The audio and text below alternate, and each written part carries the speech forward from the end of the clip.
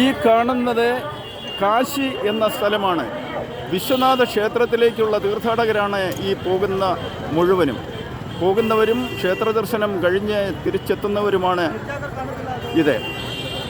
ഇന്നലെ ഉദ്ദേശം 10 കിലോമീറ്ററോളം നടന്നാണ് ഞാൻ പ്രയാഗ്രാജിൽ നിന്നും ഒരു റെയിൽവേ സ്റ്റേഷനിലെത്തിയത്. റെയിൽവേ സ്റ്റേഷനിലെത്തി ഉദ്ദേശം 2 മണിക്കൂർ യാത്ര ചെയ്ത് ബനാറസ് എന്ന സ്ഥലത്തെത്തി. ബനാറസിൽ നിന്നും കാശിയിലെത്തി. വാരണസി എന്നും ഈ സ്ഥലം അറിയപ്പെടുന്നു. ക്ഷേത്ര ദർശനത്തിനായി പോകുന്ന ഭക്തജനങ്ങളുടെ തിരക്കാണ് ഈ കാണുന്നത്.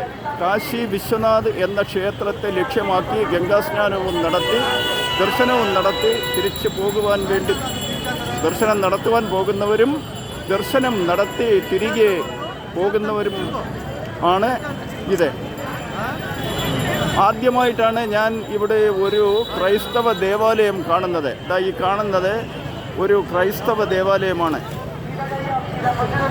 ഇവിടെ എങ്ങും ഒരു ക്രൈസ്തവ ദേവാലയം കണ്ടിട്ടില്ല. ഇവിടെ മാത്രമേ കണ്ടതുള്ളൂ. അഭൂതപൂർവമായ തിരക്ക്. ഒരു ക്ഷേത്രത്തെ ലക്ഷ്യമാക്കിയാണ് ഇത്രയും ഭക്തജനങ്ങൾ പോകുന്നത് എന്നോർക്കുക. ഗംഗാസ്നാനവും ക്ഷേത്ര ദർശനവുമാണ് ഈ ഭക്തജനങ്ങളുടെ മനസ്സിലുള്ളത്.